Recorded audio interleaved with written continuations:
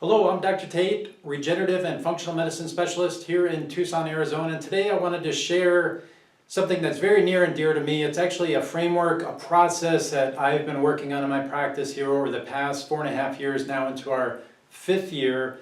And it's really a system that I use to evaluate patients that come to seek us out for situations where maybe they've been in pain a long time, they haven't been able to quite fix that problem. They've had a lot of treatments given to them. Many of them are symptom-based treatments because they were basically told there was nothing else that they could do for them, or they're looking for an alternative to address the pain that maybe doesn't involve a surgical intervention. So I wanted to give you a little sneak peek inside this framework that we use to evaluate patients, what we walk them through in our initial consultation. How do we get to those deeper root causes of pain and inflammation and factors contributing to that ongoing pain that they're having, and really develop a long-term solution to it rather than just masking the symptoms. So without further ado, here's the process. So we call it the ProMend Process. The reason for that is our body has this incredible innate capacity to heal itself or mend itself. So if somebody's coming in to see me, say for knee arthritis, very common issue that presents in my consultation room multiple times per week, oftentimes they're told this is a degenerative process. Your knee just wears out, the cartilage wears down. And it's not completely true. There are several other metabolic, we'll call them biochemistry type factors within the body that influence that joint, provoke more inflammation, provoke more pain, and yes, can contribute significantly to the rate at which that arthritis deteriorates that knee joint over time. So what I do a little bit differently is I spend a lot of time in the first phase of our treatment, which is the preparatory phase. So that's step one here, preparation. In this step,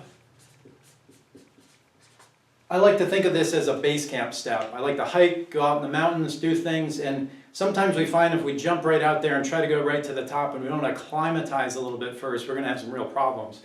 So in this preparation phase, we're learning a lot about that patient, the root causes maybe that got them there, some of the prior injuries, accidents, contributing factors, but then digging deeper into that biochemistry. And what do I mean by that? Well, there's several different factors, and the first one we look at with everybody is really nutrition.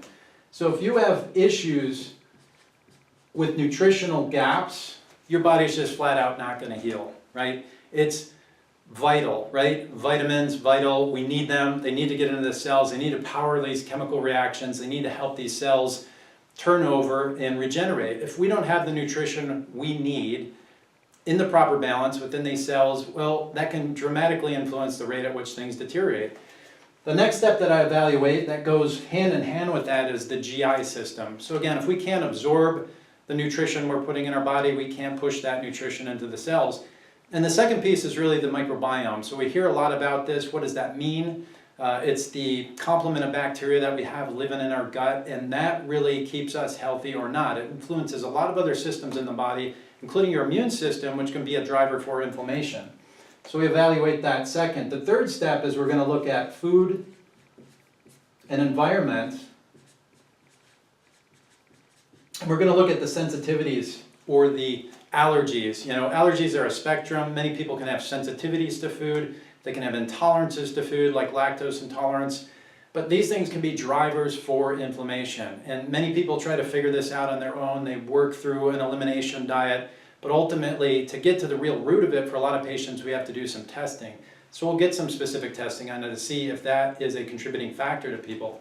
The other thing that we're going to discover as we're working through some of this is there may be some other toxins and other things on those labs when they do come back that are contributing factors for those patients. So we want to identify those. Sometimes it's kind of a mystery to figure out what is going on in our environment that could provoke some real problems there. So we want to know that. And the last piece that we'll get into with some patients is really looking at genetics.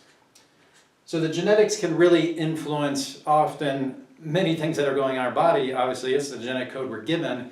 But these factors here, if we look at them, these are the epigenetics. So we think about genetics as your hardware. We think about all these other factors, your environment, things around your genetics as the software. So we have the ability to change that based on the choices we make, the nutrition we put in our body, the other things that we do to help the body heal. So if we know these things and we can start to fine-tune those things, we get the body prepared in a state that it can actually heal and repair and regenerate. Because believe it or not, the default in your body is to regenerate. These cells are going to keep turning over until you take your last breath. So the question is, how are they turning over? What types of cells are we rebuilding? How healthy are they? How resilient are they to the demand that we want to put on them? So again, garbage in, garbage out. If we're putting garbage in our body, that's probably what these cells are being remade, regenerated, rebuilt with. So really super important that we look at that. So that's step one. The second piece that we move to is actually